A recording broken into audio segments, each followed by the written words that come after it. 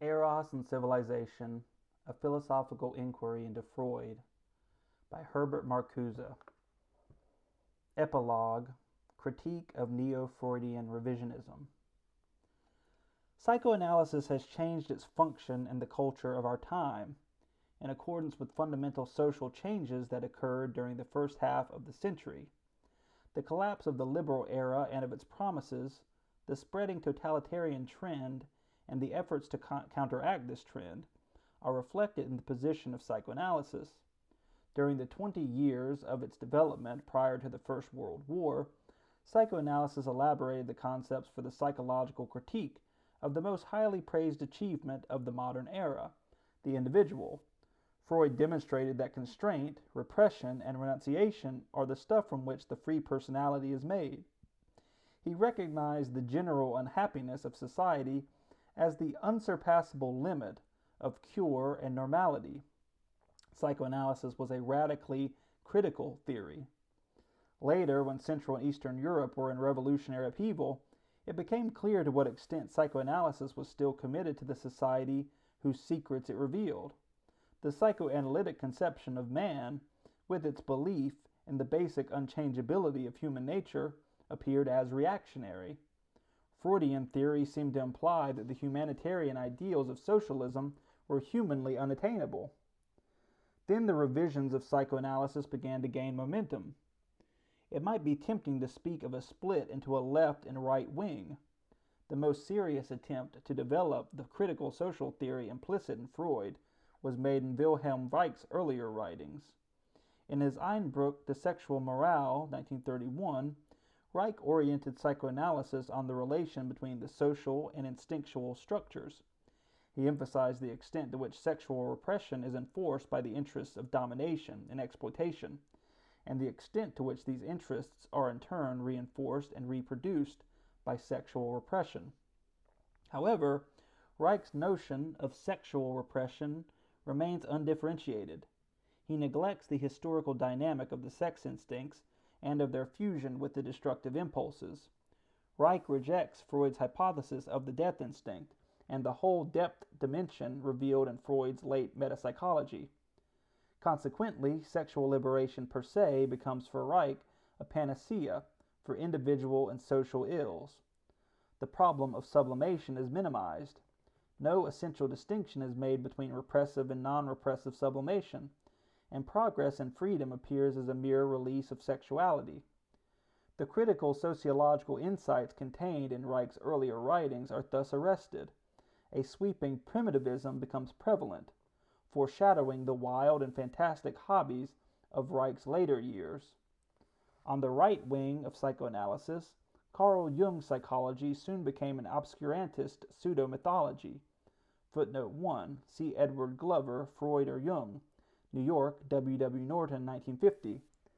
The center of revisionism took shape in the cultural and interpersonal schools, the most popular trend of psychoanalysis today. We shall try to show that, in these schools, psychoanalytic theory turns into ideology. The personality and its creative potentialities are resurrected in the face of a reality which has all but eliminated the conditions for the personality and its fulfillment. Freud recognized the work of repression in the highest values of Western civilization, which presuppose and perpetuate unfreedom and suffering. The Neo-Freudian schools promote the very same values as cure against unfreedom and suffering, as the triumph over repression. Freud recognized the work of repression in the highest values of Western civilization, which presuppose and perpetuate unfreedom and suffering. The Neo-Freudian schools promote the very same values as cure against unfreedom and suffering, as the triumph over repression. This intellectual feat is accomplished by expurgating the instinctual dynamic and reducing its part in the mental life. Thus purified, the psyche can again be redeemed by idealistic ethics and religion, and the psychoanalytic theory of the mental apparatus can be written as a philosophy of the soul. In doing so, the revisionists have discarded those of Freud's psychological tools that are incompatible with the anachronistic revival of philosophical idealism, the very tools with which Freud uncovered the explosive instinctual and social roots of the personality. Moreover, secondary factors in relationships of the mature person and its cultural environment are given the dignity of primary processes, a switch in orientation designed to emphasize the influence of the social reality on the formation of the personality. However, we believe that the exact opposite happens, that the impact of society on the psyche is weakened, whereas Freud, focusing on the vicissitudes of the primary instincts, discovered society in the most concealed layer of the genus and individual man. The revisionists, aiming at the reified, ready-made form rather than at the origin of the societal institutions and relations, failed to comprehend what these institutions and relations have done to the personality that they are supposed to fulfill. Confronted with the revisionist schools, Freud's theory now assumes a new significance. It reveals more than ever before the depth of its criticism, and perhaps for the first time, those of its elements that transcend the prevailing order and link the theory of repression with that of its abolition. The strengthening of this link was the initial impulse behind the revisionism of the cultural school.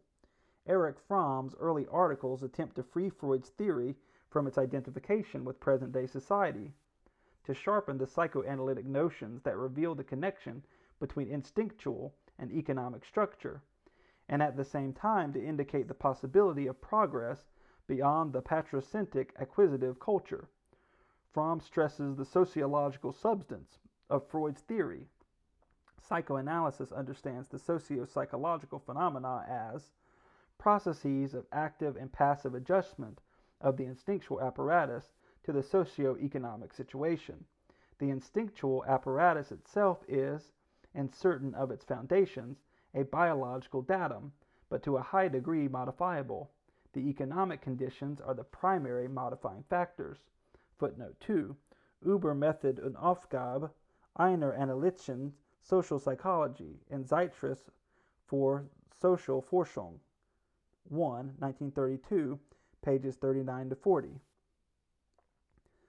The economic conditions are the primary modifying factors. Underlying the societal organization of the human existence are basic libidinal wants and needs. Highly plastic and pliable, they are shaped and utilized to cement the given society. Thus, in what Fromm calls the patrocentric acquisitive society, which in this study is defined in terms of the rule of the performance principle, the libidinal impulses and their satisfaction and deflection are coordinated with the interests of domination, and thereby become a stabilizing force which binds the majority to the ruling minority. Anxiety, love, confidence, even the will to freedom and solidarity with the group to which one belongs, footnote 3, Ibid, pages 51 and 47, all come to serve the economically structured relationships of domination and subordination. By the same token, however, fundamental changes in the social structure will entail corresponding changes in the instinctual structure. With the historical obsolescence of an established society, with the growth of its inner antagonisms, the traditional mental ties are loosening. Libidinal forces become free for new forms of utilization and thus change their social function. Now they no longer contribute to the preservation of society, but lead to the building of new social formations. They cease, as it were, to be cement, and instead become dynamite. Footnote 4, Ibid, page 53. Fromm followed up this conception in his article on the socio-psychological significance of the theory of matriarchy. Footnote 5, in Zeitschrift für Sozialforschung, Volume 3, 1934. Freud's own insights into the historical character of the modifications of the impulses vitiate his equation of the reality principle with the norms of patrocentric acquisitive culture. Fromm emphasizes that the idea of a matrocentric culture, regardless of its anthropological merit, envisions a reality principle geared not to the interest of domination, but to gratified libidinal relations among men. The instinctual structure demands, rather than precludes, the rise of a free civilization, on the basis of the achievements of patrocentric culture. but through the transformation of its institutions, sexuality offers one of the most elemental and strongest possibilities of gratification and happiness. If these possibilities were allowed within the limits set by the need for the productive development of the personality, rather than by the need for the domination of the masses, the fulfillment of this one fundamental possibility of happiness would of necessity lead to an increase in the claim for gratification and happiness in other spheres of the human existence. The fulfillment of this claim requires the availability of the material means for its satisfaction, and must therefore entail the explosion of the prevailing social order. Footnote 6. Ibid, page 215.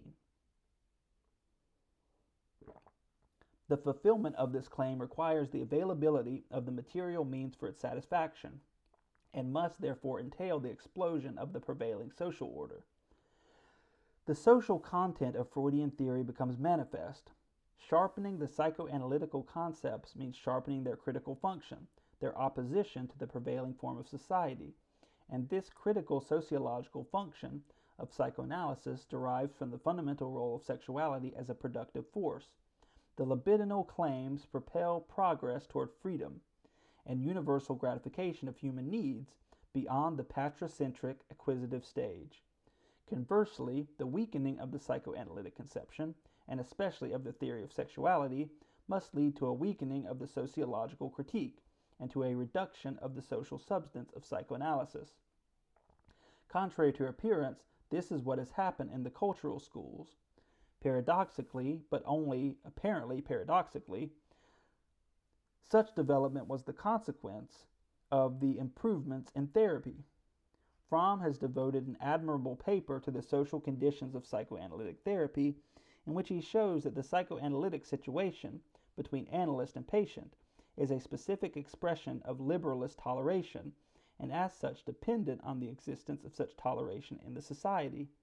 But behind the tolerant attitude of the neutral analyst is concealed respect for the social taboos of the bourgeoisie. Footnote 7, Zeitschrift für Sozialforschung, 4, 1935, pages 374 to 75.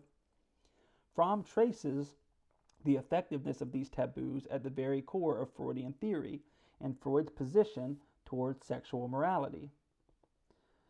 With this attitude, Fromm contrasts another conception of therapy, first perhaps formulated by Ferenczi, according to which the analyst rejects patricentric authoritarian taboos and enters into a positive rather than neutral relation with the patient. The new conception is characterized chiefly by an unconditional affirmation of the patient's claim for happiness and the liberation of morality from its tabooistic features. Footnote 8, Ibid, page 395. However, with these demands, psychoanalysis faces a fateful dilemma. The claim for happiness, if truly affirmed, aggravates the conflict with a society which allows only controlled happiness, and the exposure of the moral taboos extends this conflict to an attack on the vital protective layers of society. This may still be practicable in a social environment where toleration is a constitutive element of personal, economic, and political relationships, but it must endanger the very idea of cure and even the very existence of psychoanalysis when society can no longer afford such toleration. The affirmative attitude toward the claim for happiness, then, becomes practicable only if happiness and the productive development of the personality are redefined so that they become compatible with the prevailing values, that is to say, if they are internalized and idealized. And this redefinition must in turn entail a weakening of the explosive content of psychoanalytic theory, as well as of its explosive social criticism. If this is indeed, as I think, the course that revisionism has taken, then it is because of the objective social dynamic of the period. In a repressive society, individual happiness and productive development. In a repressive society, individual happiness and productive development are in contradiction to society. If they are defined as values to be realized within this society, they become themselves repressive. The subsequent discussion is concerned only with the later stages of Neo-Freudian psychology, where the regressive features of the movement appear as predominant. The discussion has no other purpose than to throw into relief, by contrast, the critical implications of psychoanalytic theory emphasized in this study. The therapeutic merits of the revisionist schools are entirely outside the scope of this discussion. The limitation is enforced not only by my own lack of competence, but also by a discrepancy between theory and therapy inherent in psychoanalysis itself.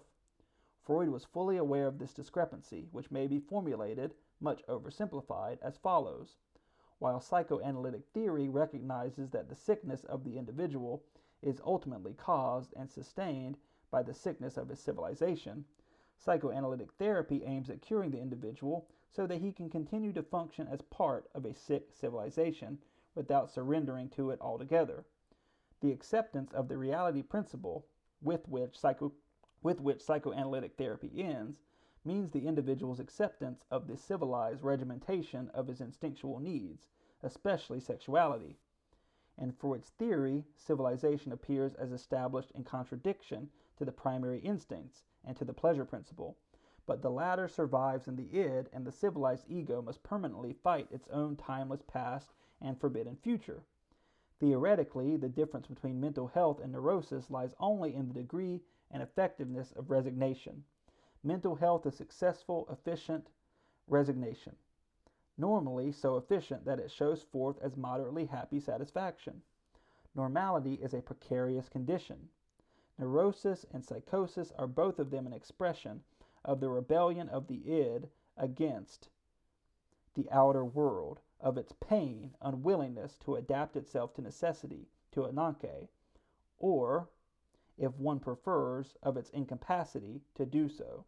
Footnote 9. The Loss of Reality in Neurosis and Psychosis, in Collected Papers, London, Hogarth Press, 1950, Part 2, page 279. Normality is a precarious condition. Neurosis and psychosis are both of them an expression of the rebellion of the id against the outer world, of its pain, unwillingness to adapt itself to necessity, to ananke, or, if one prefers, of its incapacity to do so. This rebellion, although originating in the instinctual nature of man, is a disease that has to be cured, not only because it is struggling against a hopelessly superior power, but because it is struggling against necessity. Repression and unhappiness must be if civilization is to prevail. The goal of the pleasure principle, namely to be happy, is not attainable. Footnote 10. Civilization and its Discontents, London, Hogarth Press, 1949, page 39.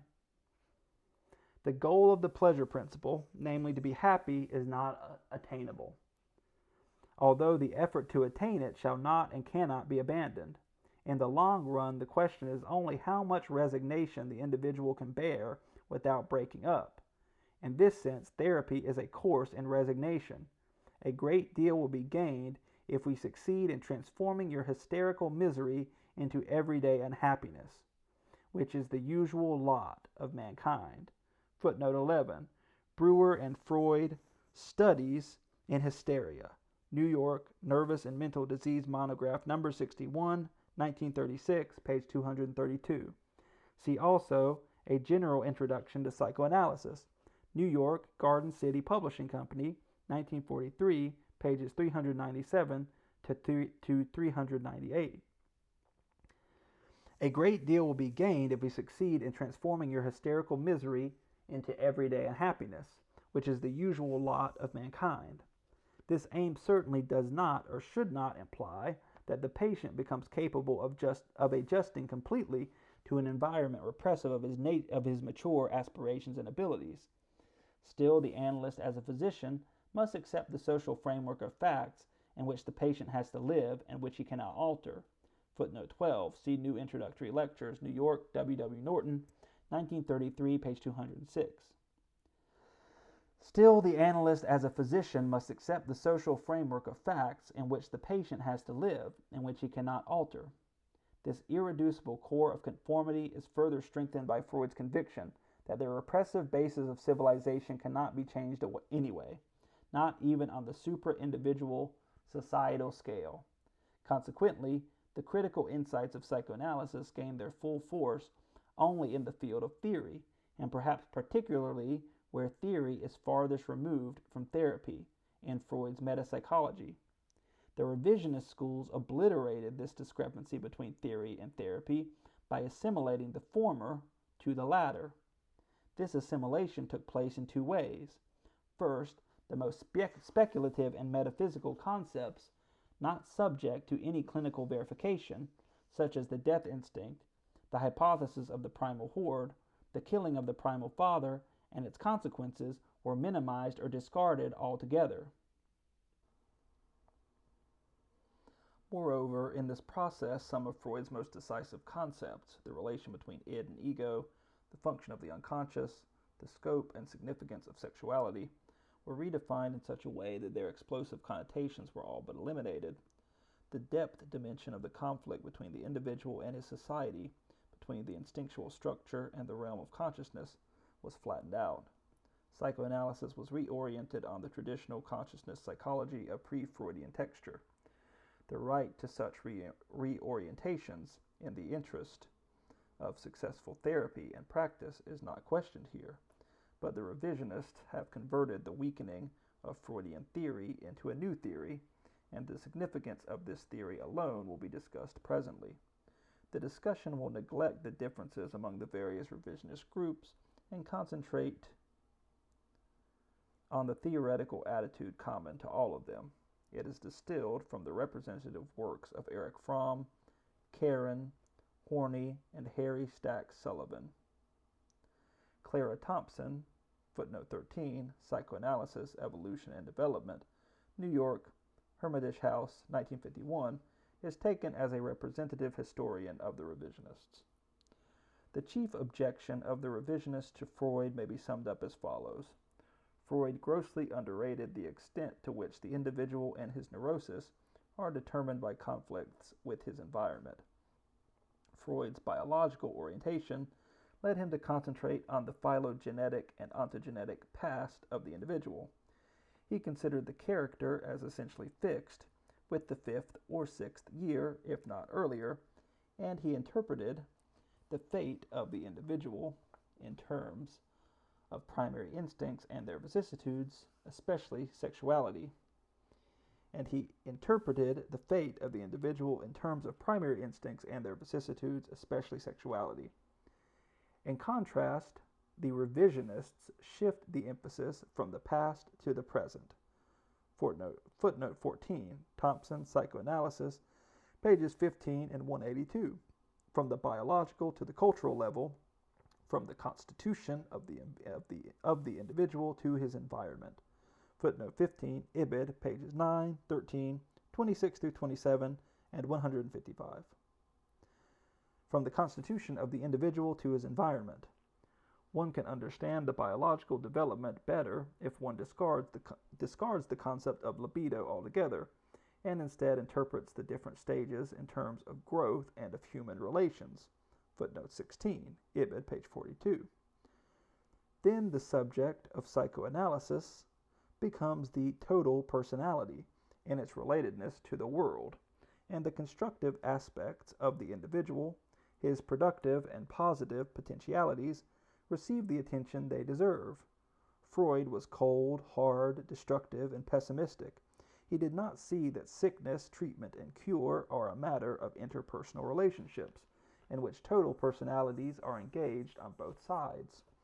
Freud's conception was predominantly relativistic. He assumed that psychology can help us to understand the motivation of value judgments, but cannot help in establishing the validity of the value judgments themselves. Footnote 17, Erich Fromm, Man for Himself, New York and Toronto, Reinhardt, 1947, page 34. Consequently, his psychology contained no ethics, or only his personal ethics. Moreover, Freud saw society as static, and thought that society developed as a mechanism for controlling man's instincts, whereas the revisionists know, from the study of comparative cultures, that man is not biologically endowed with dangerous fixed animal drives, and that the only function of society is to control these. They insist that society is not a static set of laws instituted in the past, at the time of the murder of the primal father, but is rather a growing, changing, developing network of interpersonal experiences and behavior. To this, the following insights are added. Quote, one cannot become a human being except through cultural experience. Society creates new needs in people. Some of the new needs lead in a constructive direction and stimulate further development. Of such a nature are the ideas of justice, equality, and cooperation. Some of the new needs lead in a destructive direction and are not good for man. Wholesale competitiveness and the ruthless exploitation of the helpless are examples of destructive products of culture. When the destructive elements predominate, we have a situation which fosters war. Footnote 18, Thompson, Psychoanalysis, page 143. This passage may serve as a starting point to show the decline of theory in the revisionist schools. There is first the laboring of the obvious, of everyday wisdom. Then there is the adduction of sociological aspects. In Freud, they are included in and developed by the basic concepts themselves. Here they appear as incomprehended external factors. There is furthermore the distinction between good and bad, constructive and destructive, according to Fromm, productive and unproductive, positive and negative, which is not derived from any theoretical principle, but simply taken from the prevalent ideology. For this reason, the distinction is merely eclectic, extraneous to theory, and tantamount to the conformist slogan, accentuate the positive. Freud was right. Life is bad, repressive, destructive, but it isn't so bad, repressive, destructive. There are also the constructive, productive aspects. Society is not only this, but also that. Man is not only against himself, but also for himself. These distinctions are meaningless, and, as we shall try to show, even wrong unless the task, which Freud took upon himself, is fulfilled, to demonstrate how, under the impact of civilization, the two aspects are interrelated in the instinctual dynamic itself, and how the one inevitably turns into the other by virtue of this dynamic. Short of such demonstration, the revisionist improvement of Freud's one-sidedness constitutes a blank discarding of his fundamental theoretical conception. However, the term eclecticism does not adequately express the substance of the revisionist philosophy. Its consequences for psychoanalytic theory are much graver. The revisionist supplementation of Freudian theory, especially the adduction of cultural and environmental factors, consecrates a false picture of civilization, and particularly of present-day society. In minimizing the extent and the depth of the conflict, the revisionists proclaim a false but easy solution. We shall give here only a brief illustration. One of the most cherished demands of the revisionists is that the total personality of the individual, rather than his early childhood or his biological structure or his psychosomatic condition, must be made the subject of psychoanalysis. Quote, the infinite diversity of personalities is in itself characteristic of human existence. By personality, I understand the totality of inherited and acquired psychic qualities which are characteristic of one individual and which make the individual unique. Footnote 19, Erich Fromm, Man for Himself, page 50. Quote, I think it is clear that Freud's conception of countertransference is to be distinguished from the present-day conception of analysis as an interpersonal process. In the interpersonal situation, the analyst is seen as relating to his patient not only with his distorted affects, but with his healthy personality also. That is, the analytic situation is essentially a human relationship. Footnote 20, Clara Thompson, Psychoanalysis, page 108. Quote, the preconception to which I am leading is this. Personality tends toward the state that we call mental health, or interpersonal adjustive success, handicaps by way of acculturation notwithstanding. The basic direction of the organism is forward. Footnote 21. Harry Stack Sullivan, conceptions of modern psychiatry. Washington, William Allinson, White Psychiatric Foundation, 1947, page 48. Again, the obvious, diversity of personalities, analysis as an interpersonal process. Because it is not comprehended but merely stated and used, becomes a half-truth, which is false, since the missing half changes the content of the obvious fact. The quoted passages testify to the confusion between ideology and reality prevalent in the revisionist schools. It is true that man appears as an individual who integrates a diversity of inherited and acquired qualities into a total personality, and that the latter develops in relating itself to the world, things, and people under manifold and varying conditions. But this personality and its development are preformed down to the deepest instinctual structure, and this preformation, the work of accumulated civilization, means that the diversities and the autonomy of individual growth are secondary phenomena. How much reality there is behind individuality depends on the scope, form, and effectiveness of the repressive controls prevalent at the given stage of civilization.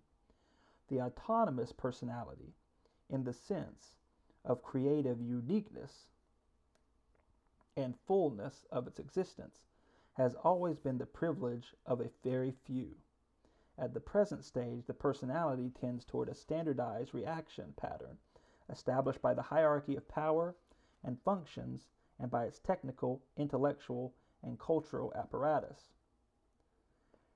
The analyst and his patient share this alienation, and since it does not usually manifest itself in any neurotic symptom, but rather as the hallmark of mental health, it does not appear in the revisionist consciousness. When the process of alienation is discussed, it is usually treated not as the whole that it is, but as a negative aspect of the whole. Footnote 22. Compare Erich Fromm's discussion of the marketing orientation in Man for Himself, pages 67 ff. The analyst and his patient share this alienation, and since it does not usually manifest itself in any neurotic symptom, but rather as the hallmark of mental health, it does not appear in the revisionist consciousness. When the process of alienation is discussed, it is usually treated not as the whole that it is, but as a negative aspect of the whole. To be sure, personality has not disappeared. It continues to flower and is even fostered and educated, but in such a way that the expressions of personality fit and sustain perfectly the socially desired pattern of behavior and thought. They thus tend to cancel individuality. This process, which has been completed in the mass culture of late industrial civilization, vitiates the concept of interpersonal relations if it is to denote more than the undeniable fact that all relations in which the human being finds itself are either relations to other persons or abstractions from them. If, beyond this truism, the concept implies more, namely that two or more persons come to define an integrated situation, which is made up of individuals, then the implication is fallacious. Footnote 23. Ernest Beaglehole, Interpersonal Theory and Social Psychology, in A Study in Interpersonal Relations, edited by Patrick Mullehy, New York, Hermitage Press, 1950, page 54. For the individual situations are the derivatives and appearances of the general fate, and as Freud has shown, it is the latter which contains the clue to the fate of the individual. The general repressiveness shapes the individual and universalizes even his most personal features. Accordingly, Freud's theory is consistently oriented on early infancy, the formative period of the universal fate in the individual. The subsequent mature relations recreate the formative ones. The decisive relations are thus those which are the least interpersonal. In an alienated world, specimens of the genus confront each other, parent and child, male and female, then master and servant, boss and employee. They are interrelated at first in specific modes. Of the universal alienation. If and when they cease to be so and grow into truly personal relations, they still retain the universal repressiveness which they surmount as their mastered and comprehended negative. Then, they do not require treatment. Psychoanalysis elucidates the universal in the individual experience. To that extent, and only to that extent, can psychoanalysis break the reification in which human relations are petrified. The revisionists fail to recognize, or fail to draw the consequences from, the actual state of alienation, which makes the person into an exchangeable function, and the personality into an ideology. In contrast, Freud's basic biologistic concepts reach beyond the ideology and its reflexes. His refusal to treat a reified society as a developing network of interpersonal experiences and behavior, and an alienated individual as a total personality, corresponds to the reality and contains its true notion. If he refrains from regarding the inhuman existence as a passing negative aspect of forward-moving humanity, he is more humane than the good-natured, tolerant critics who brand his inhuman coldness. Freud does not readily believe that the basic direction of the organism is forward, even without the hypothesis of the death instinct and of the conservative nature of the instincts. Sullivan's proposition is shallow and questionable. The basic direction of the organism appears as a quite different one in the persistent impulses toward relief of tension, toward fulfillment, rest, passivity. The struggle against the progress of time is intrinsic not only to the narcissistic Eros. The sadomasochistic tendencies can hardly be associated with a forward direction in mental health, unless forward and mental health are redefined to mean almost the opposite of what they are in our social order. Quote, a social order which is in some ways grossly inadequate for the development of healthy and happy human beings. Footnote 24. Patrick Malahy, Introduction to A Study of Interpersonal Relations, page 17. Sullivan refrains from such a redefinition. He makes his concepts conform with conformity. Quote, the person who believes that he voluntarily cut loose from his earlier moorings and, by choice, accepted new dogmata, in which he has diligently indoctrinated himself, is quite certain to be a person who has suffered great insecurity. He is often a person whose self-organization is derogatory and hateful. The new movement has given him group support for the expression of ancient personal hostilities that are now directed against the group from which he has come.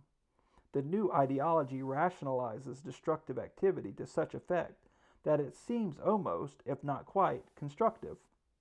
The new ideology is especially palliative of conflict in its promise of a better world that is to rise from the debris to which the present order must first be reduced. In this utopia, he and his fellows will be good and kind. For them will be no more injustice, and so forth. If his is one of the more radical groups, the activity of more remote memory in the synthesis of decisions and choice may be suppressed almost completely, and the activity of prospective reverie channeled rigidly in the dogmatic pattern. In this case, except for his dealings with his fellow radicals, the man may act as if he had acquired the psychopathic type of personality discussed in the third lecture. He shows no durable grasp of his own reality or that of others, and his actions are controlled by the most immediate opportunism, without consideration of the probable future. End quote. Footnote 25. Sullivan, Conceptions of Modern Psychiatry, page 96. See Helen Merrill Lynn's review in The Nation, January 15, 1949. The passage illuminates the extent to which the interpersonal theory is fashioned by the values of the status quo. If a person has cut loose from his earlier moorings and accepted a new dogmata, the presumption is that he has suffered great insecurity, that his self-organization is hateful and derogatory, that his new creed rationalizes destructive activity. In short, that he is the psychopathic type. There is no suggestion that his insecurity is rational and reasonable, that not his self-organization, but the others is derogatory and hateful, that the destructiveness involved in the new dogma might indeed be constructive, insofar as it aims at a higher stage of realization.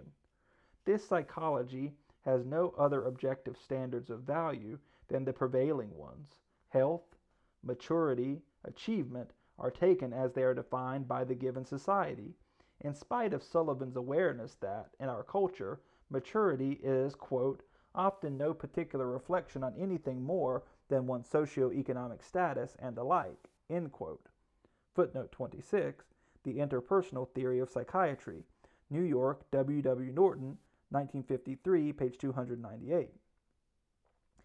Deep conformity holds sway over this psychology, which suspects all those who cut loose from their earlier moorings and become radicals as neurotic.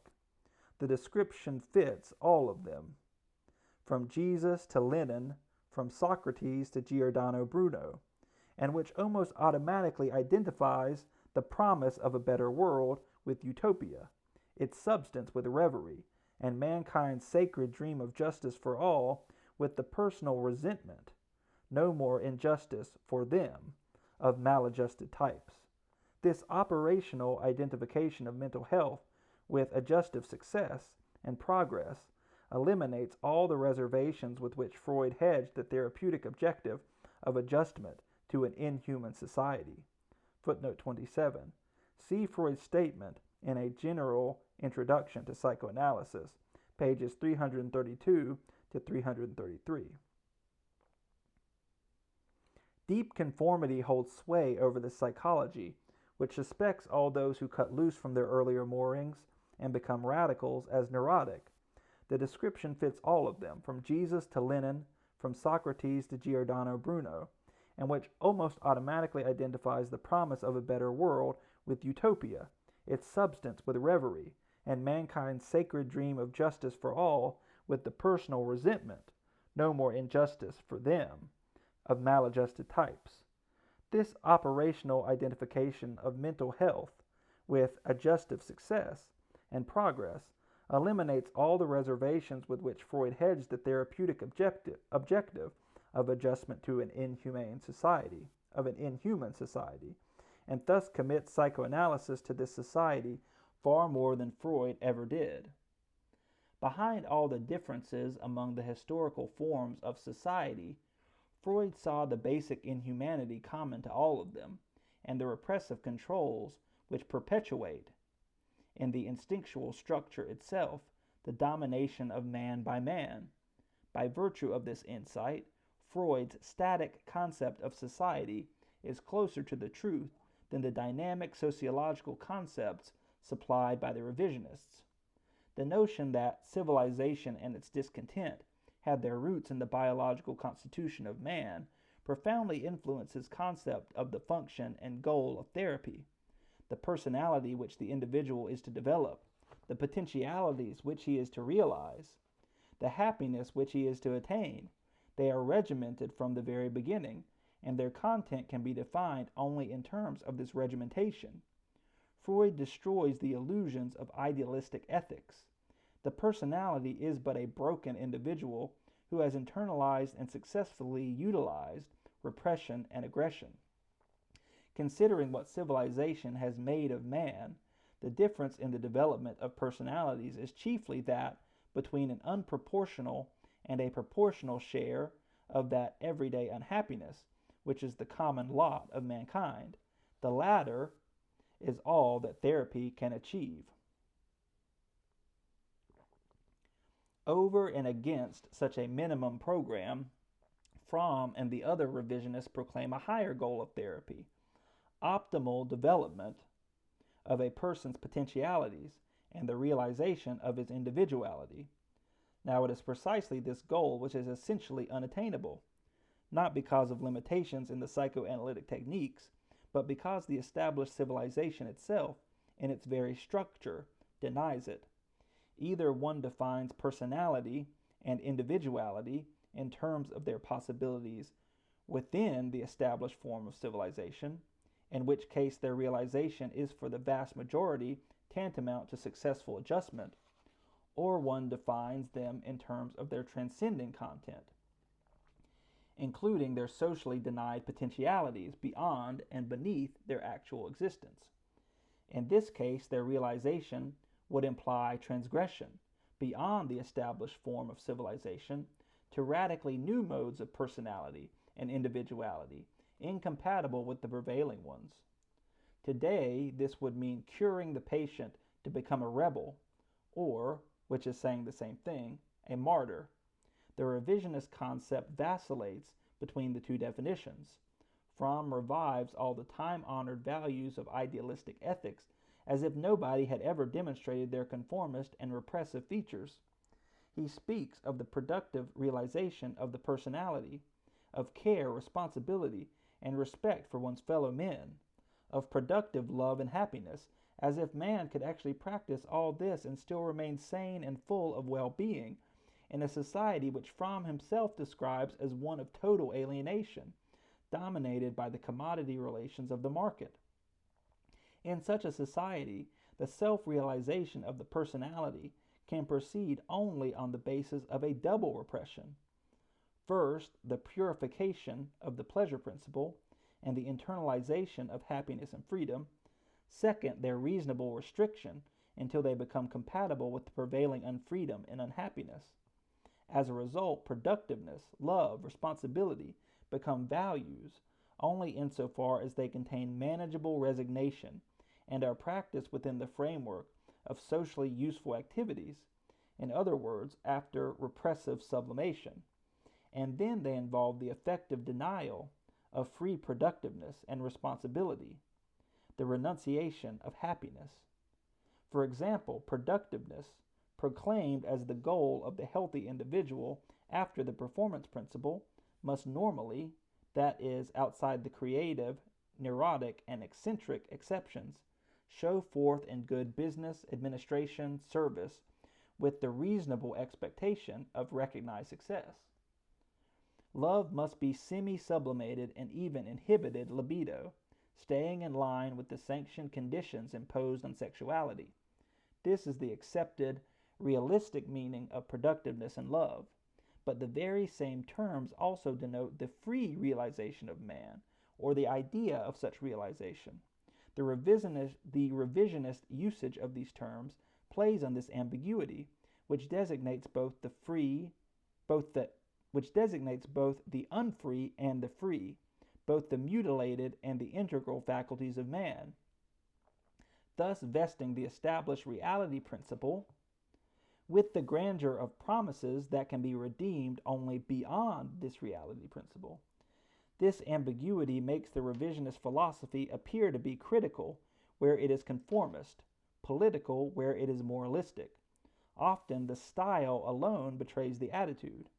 It would be revealing to make a comparative analysis of the Freudian and Neo-Freudian styles. The latter, in the more philosophical writings, frequently comes close to that of the sermon or of the social worker. It is elevated and yet clear, permeated with goodwill and tolerance, and yet moved by an esprit de sérieux, which makes transcendental values into facts of everyday life. What has become a sham is taken as real. In contrast, there is a strong undertone of irony in Freud's usage of freedom, happiness, personality. Either these terms seem to have invisible quotation marks, or their negative content is explicitly stated. Freud refrains from calling repression by any other name than its own. The Neo-Freudians sometimes sublimate it into its opposite. But the revisionist combination of psychoanalysis with idealistic ethics is not simply a glorification of adjustment. The Neo-Freudian sociological or cultural orientation provides the other side of the picture. The not only, but also, the therapy of adjustment is rejected in the strongest terms. Footnote 28, from Psychoanalysis and Religion, New Haven, Yale University Press, 1950, pages 73 ff. The deification of success is denounced. Footnote 29, Ibid, page 119. But the revisionist combination of psychoanalysis with idealistic ethics is not simply a glorification of adjustment. The Neo-Freudian sociological or cultural orientation provides the other side of the picture, the not only but also. The therapy of adjustment is rejected in the strongest terms. The deification of success is denounced. Present-day society and culture are accused of greatly impeding the realization of the healthy and mature person. The principle of competitiveness and the potential hostility that accompanies it pervades all human relationships. Footnote 30. Karen Horney, The Neurotic Personality of Our Time, New York, W. W. Norton, 1937, page 284. The principle of competitiveness and the potential hostility that accompanies it pervades all human relationships. The revisionists claim that their psychoanalysis is in itself a critique of society. Quote, the aim of the cultural school goes beyond merely enabling man to submit to the restrictions of his society. Insofar as it is possible, it seeks to free him from its irrational demands and make him more able to develop his potentialities and to assume leadership in building a more constructive society. End quote. Footnote 31, Clara Thompson, Psychoanalysis, page 152. The tension between health and knowledge, normality and freedom, which animated Freud's entire work, here disappears. A qualifying, insofar as it is possible, is the only trace left of the explosive contradiction in the aim. Leadership in building a more constructive society is to be combined with normal functioning in the established society. This philosophy is achieved by directing the criticism against surface phenomena while accepting the basic premises of the criticized society. Fromm devotes a large part of his writing to the critique of the market economy and its ideology, which places strong barriers in the way of productive development. Footnote 32, Fromm, Man for Himself, especially pages 67 ff and 127 to 128. Fromm devotes a large part of his writing to the critique of the market economy and its ideology, which place strong barriers in the way of productive development. But here the matter rests. The critical insights do not lead to a transvaluation of the values of productiveness and the higher self, which are exactly the values of the criticized culture. The character of the revisionist philosophy shows forth in the assimilation of the positive and the negative, the promise and its betrayal. The affirmation absorbs the critique. The reader may be left with the conviction that the higher values can and should be practiced within the very conditions which betray them, and they can be practiced because the revisionist philosopher accepts them in their adjusted and idealized form, on the terms of the established reality principle. Fromm, who has demonstrated the repressive features of internalization, as few other analysts have done, revives the ideology of internalization. The adjusted person is blamed because he has betrayed the higher self, the human values. Therefore, he is haunted by inner emptiness and insecurity, in spite of his triumph in the battle for success. Far better off is the person who has attained inner strength and integrity, though he may be less successful than his unscrupulous neighbor. Quote, he will have security, judgment, and objectivity, which will make him much less vulnerable to changing fortunes and opinions of others, and will in many areas enhance his ability for constructive work. End quote. Footnote 33, Fromm, Psychoanalysis and Religion, page 75. The style suggests the power of positive thinking, to which the revisionist critique succumbs. It is not the values that are spurious, but the context in which they are defined and proclaimed. Inner strength has the connotation of that unconditional freedom which can be practiced even in chains, and which Fromm himself once denounced in his analysis of the Reformation. Footnote 34. Escape from freedom. New York, Reinhardt, 1941, pages 74 ff. If the values of inner strength and integrity are supposed to be anything more than the character traits that the alienated society expects from any good citizen in his business, in which case they merely serve to sustain alienation, then they must pertain to a consciousness that has broken through the alienation as well as its values. But to such consciousness, these values themselves become intolerable, because it recognizes them as accessories to the enslavement of man. The higher self reigns over the domesticated impulses and aspirations of the individual, who has sacrificed and renounced his lower self, not only insofar as it is incompatible with civilization, but insofar as it is incompatible with repressive civilization. Such renunciation may indeed be an indispensable step on the road of human progress. However, Freud's question, whether the higher values of culture have not been achieved at too great a cost for the individual, should be taken seriously enough to enjoin the psychoanalytic philosopher from preaching these values without revealing their forbidden content, without showing what they have denied to the individual. What this omission does to psychoanalytic theory may be illustrated by contrasting Fromm's idea of love with Freud's. Fromm writes, quote, "Genuine love is rooted in productiveness and may properly be called, therefore, productive love. Its essence is the same whether it is the mother's love for the child, our love for man, or the erotic love between two individuals. Certain basic elements may be said to be characteristic of all forms of productive love. These are care, responsibility, respect, and knowledge." End quote. Footnote 35, Man for Himself, page 98.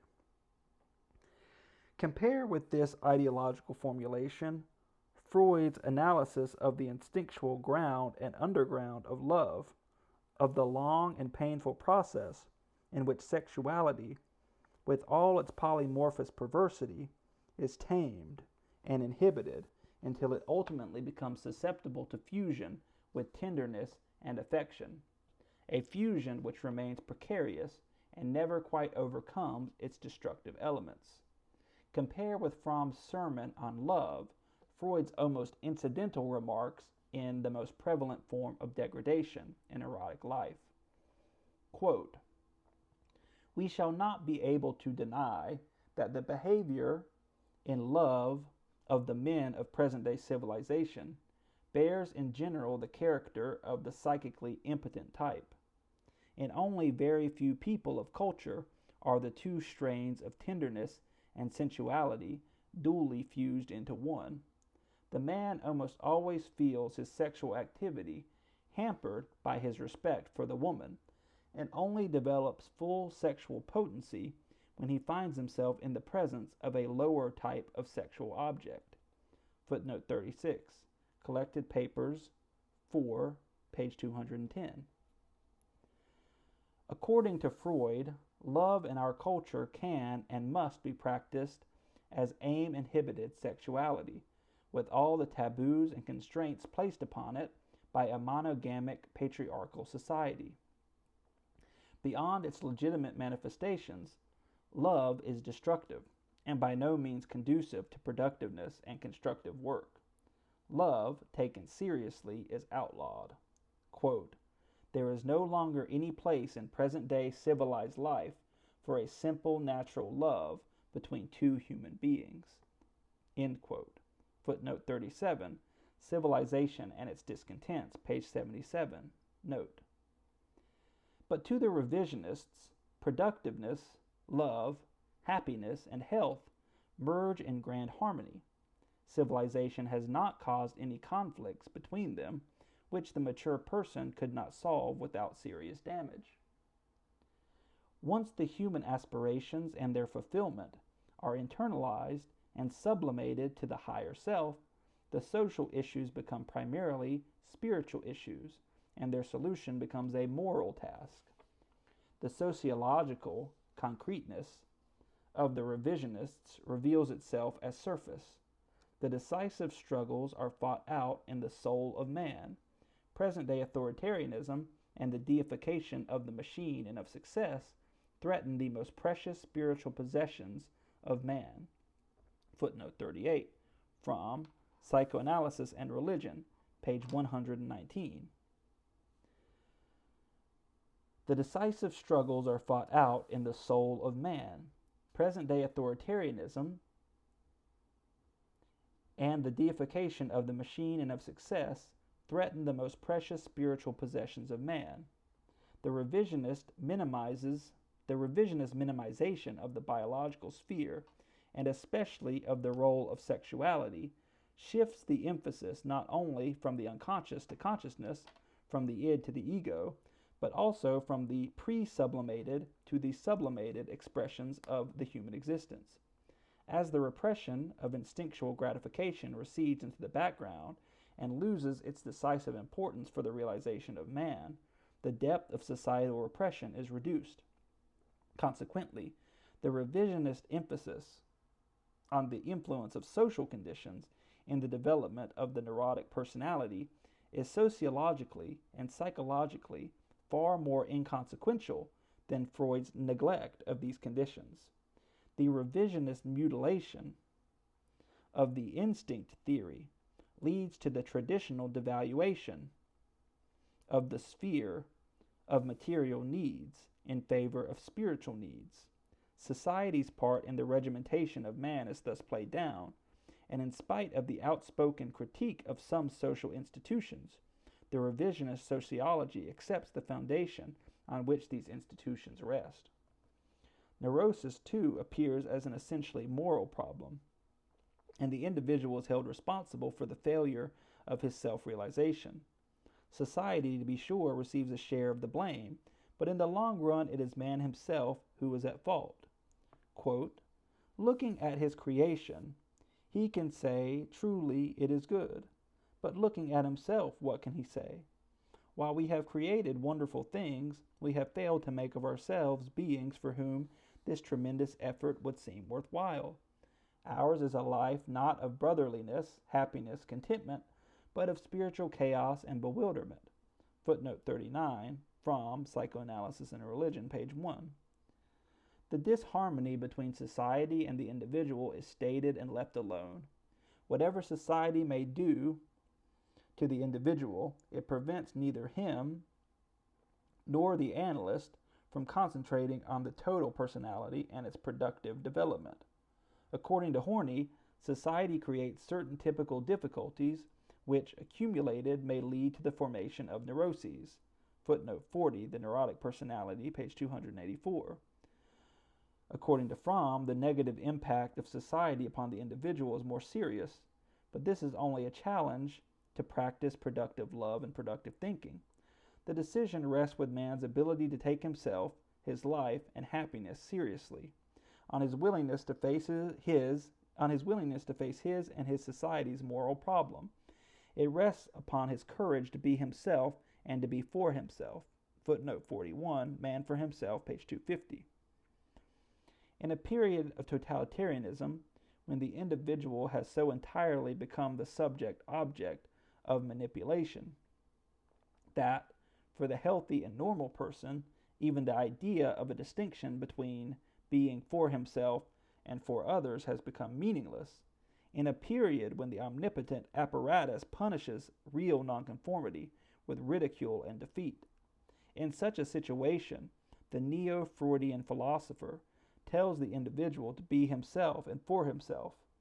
To the revisionist, the brute fact of societal repression has transformed itself into a moral problem, as it has done in the conformist philosophy of all ages, and as the clinical fact of neurosis becomes, in the last analysis, a symptom of moral failure. Footnote 42, Man for Himself, page 8. The psychoanalytic cure of the soul becomes education in the attainment of a religious attitude. Footnote 43, Psychoanalysis and Religion, page 76. The escape from psychoanalysis to internalized ethics and religion is the consequence of this revision of psychoanalytic theory.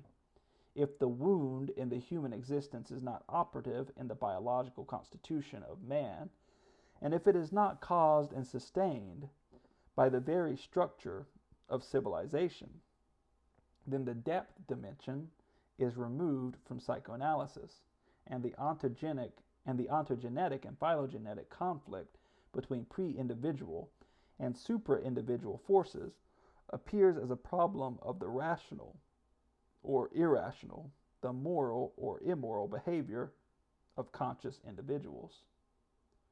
The substance of psychoanalytic theory lies not simply in the discovery of the role of the unconscious, but in the description of its specific instinctual dynamic, of the vicissitudes of the two basic instincts.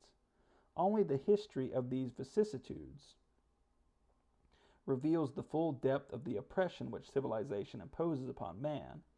If sexuality does not play the constitutional role which Freud attributed to it, then there is no fundamental conflict between the pleasure principle and the reality principle. Man's instinctual nature is purified and qualified to attain, without mutilation, socially useful and recognized happiness. It was precisely because he saw in sexuality the representative of the integral pleasure principle that Freud was able to discover the common roots of the general as well as neurotic unhappiness in a depth far below all individual experience. If sexuality does not play the constitutional role which Freud attributed to it, then there is no fundamental conflict between the pleasure principle and the reality principle. Man's instinctual nature is purified and qualified to attain, without mutilation, socially useful and recognized happiness. It was precisely because he saw in sexuality the representative of the integral pleasure principle that Freud was able to discover the common roots of the general as well as neurotic unhappiness in a depth far below all individual experience, and to recognize a primary constitutional repression underlying all consciously experienced and administered repression. He took this discovery very seriously, much too seriously to identify happiness with its efficient sublimation in productive love and other productive activities. Therefore, he considered a civilization oriented on the realization of happiness as a catastrophe, as the end of all civilization. For Freud, an enormous gulf separated real freedom and happiness from the pseudo-freedom and happiness that are practiced and preached in a repressive civilization. The revisionists see no such difficulty. Since they have spiritualized freedom and happiness, they can say that the problem of production has been virtually solved. Footnote 44 from Man for Himself, page 140. Quote, "Never before has man come so close to the fulfillment of his most cherished hopes as today. Our scientific discoveries and technical achievements enable us to visualize the day when the table will be set for all who want to eat." Footnote 45. From Psychoanalysis and Religion, page 1. Therefore, he considered a civilization oriented on the realization of happiness as a catastrophe, as the end of all civilization. For Freud, an enormous gulf separated real freedom and happiness from the pseudo-freedom and happiness that are practiced and preached in a repressive civilization. The revisionists see no such difficulty. Since they have spiritualized freedom and happiness, they can say that, quote, "the problem of production has been virtually solved. Never before has man come so close to the fulfillment of his most cherished hopes as today. Our scientific discoveries and technical achievements enable us to visualize the day when the table will be set for all who want to eat." End quote. These statements are true, but only in the light of their contradiction, precisely because man has never come so close to the fulfillment of his hopes. He has never been so strictly restrained from fulfilling them, precisely because we can visualize the universal satisfaction of individual needs. The strongest obstacles are placed in the way of such satisfaction. Only if the sociological analysis elucidates this connection does it go beyond Freud.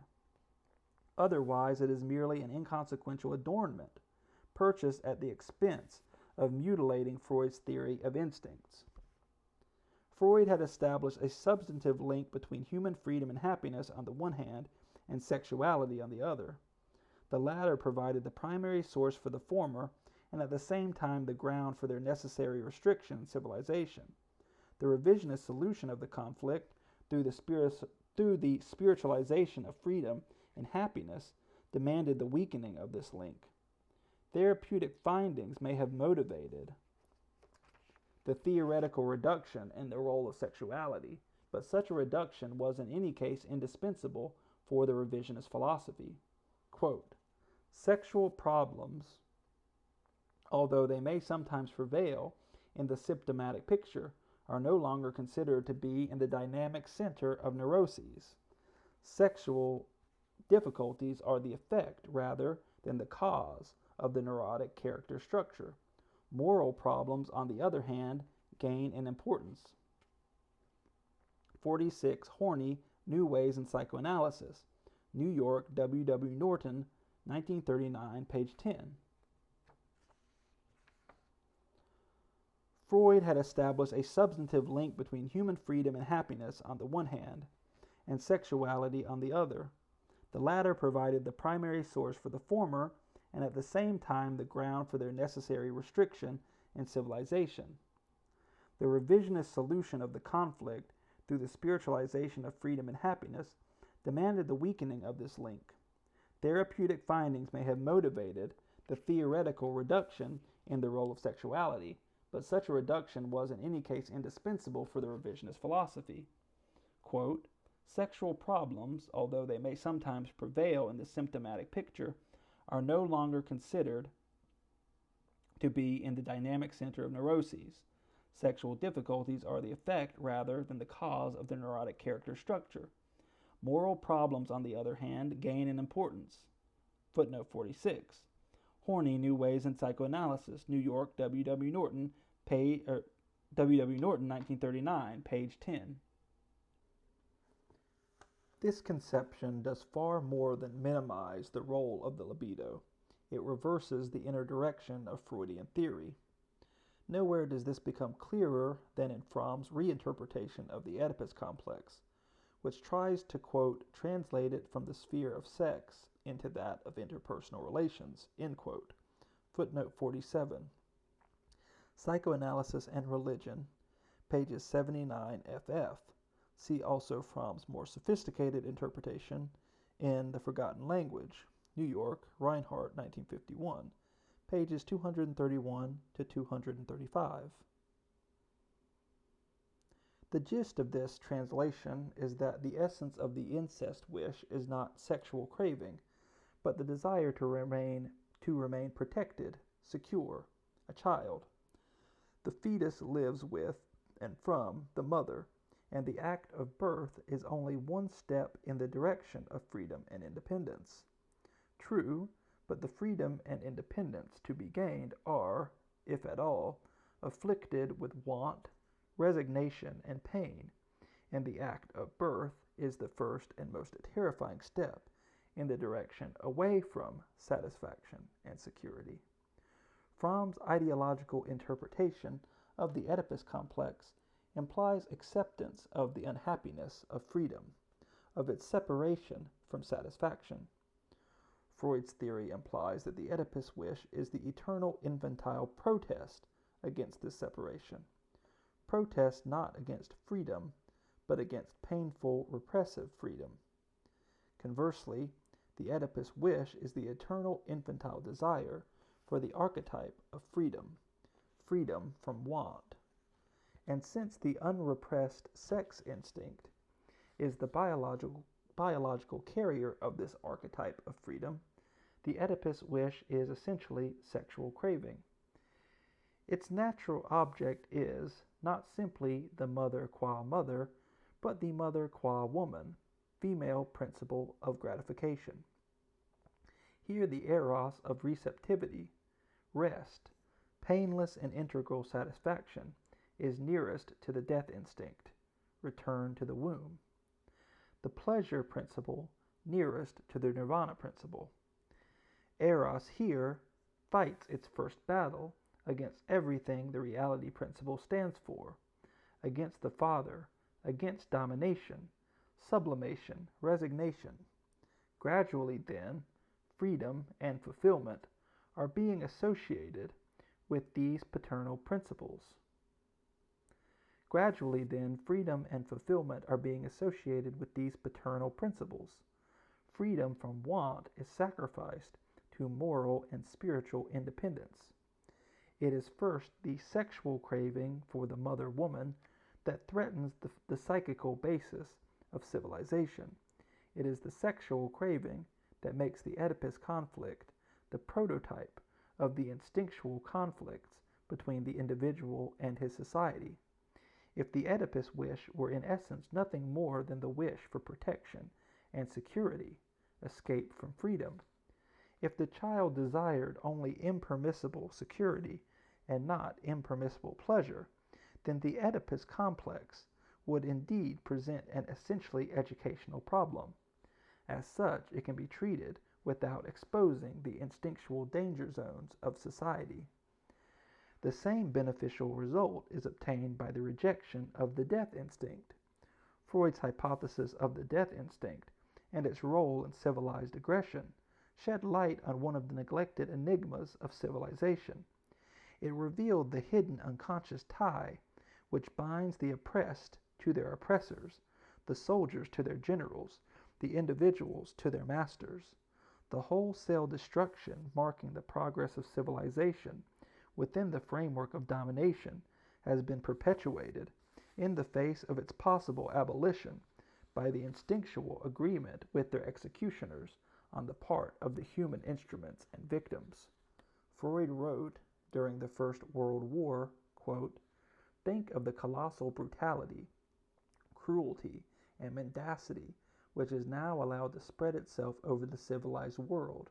Do you really believe that a handful of unprincipled place hunters and corrupters of men would have succeeded in letting loose all this latent evil if the millions of their followers were not also guilty?"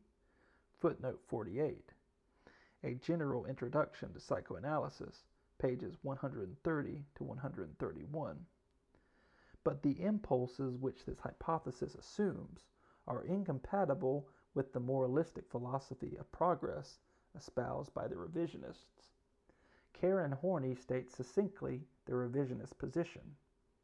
Freud's assumption of a death instinct implies that the ultimate motivation for hostility or destructiveness lies in the impulse to destroy.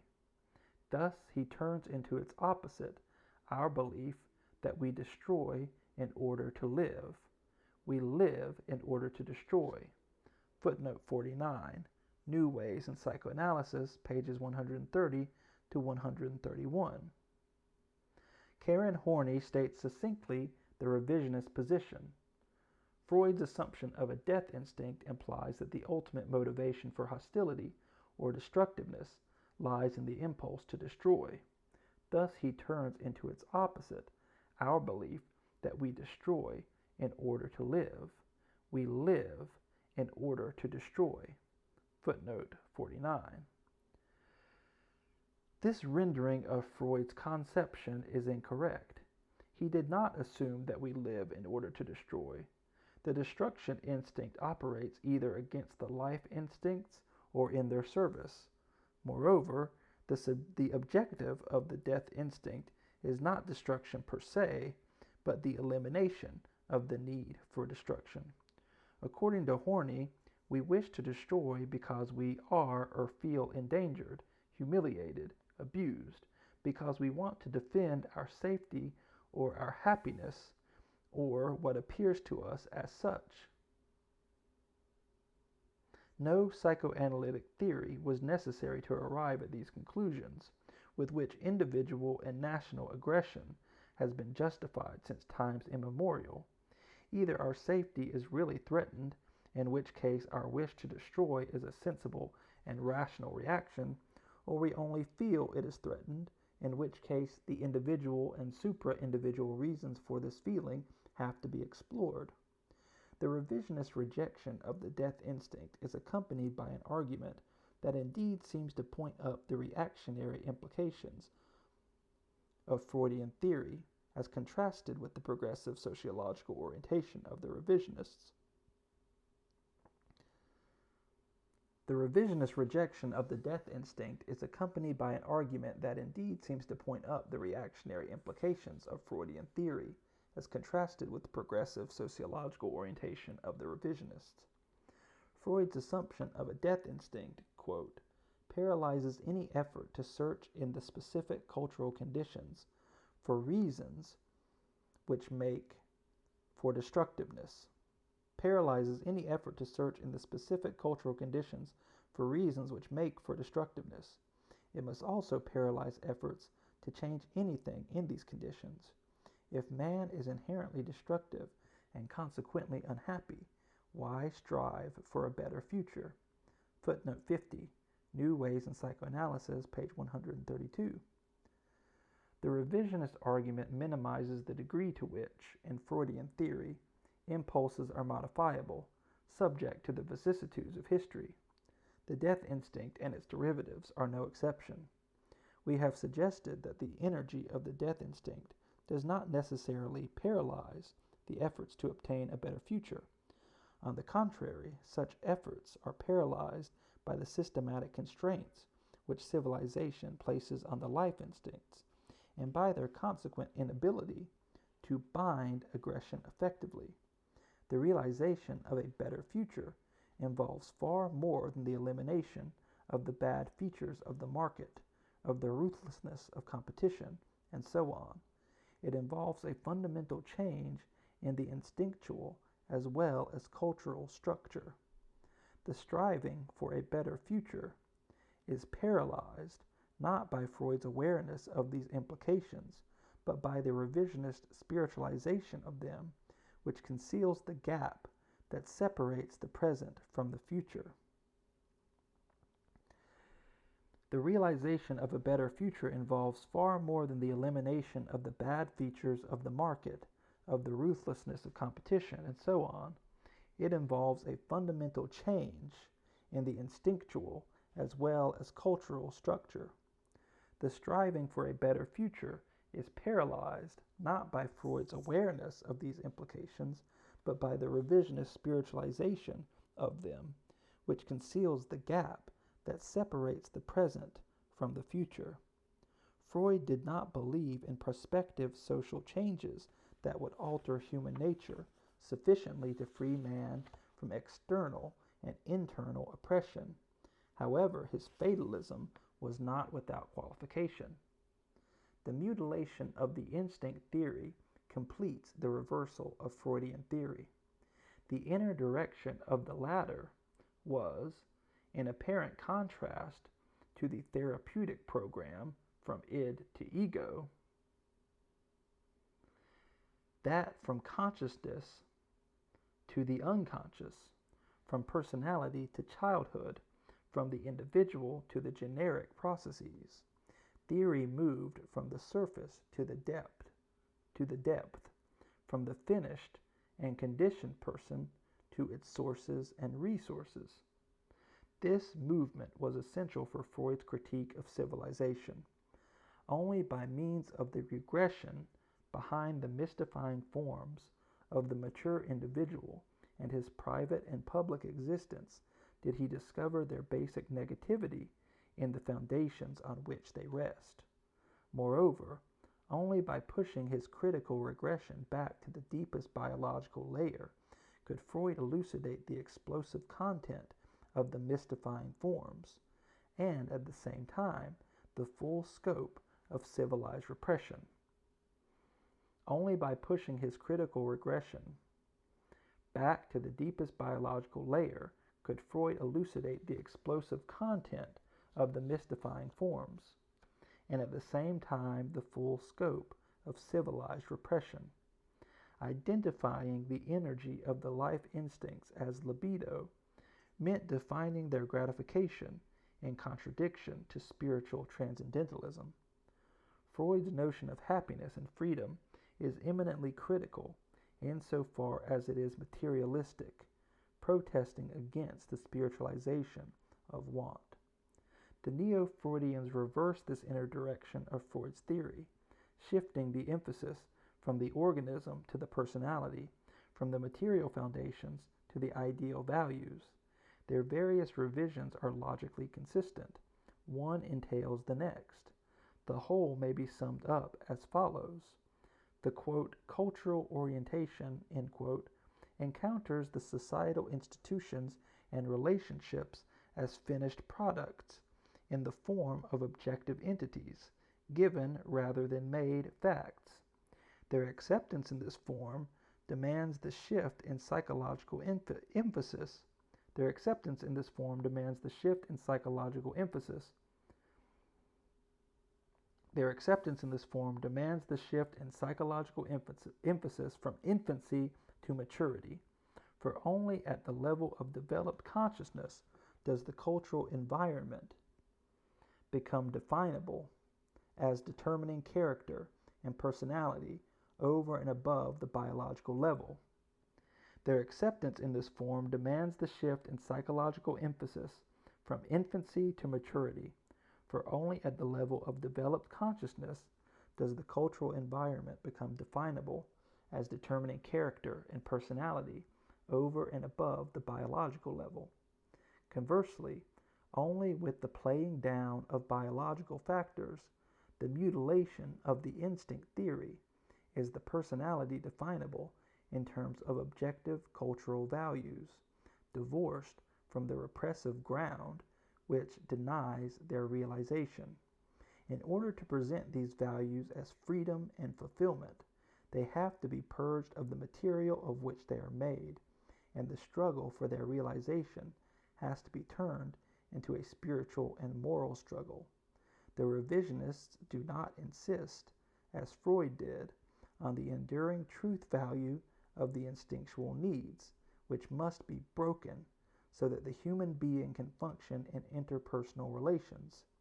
In abandoning this insistence, from which psychoanalytic theory drew all its critical insights, the revisionists yield to the negative features of the very reality principle which they so eloquently criticize. End of Eros and Civilization, a Philosophical Inquiry into Freud by Herbert Marcuse.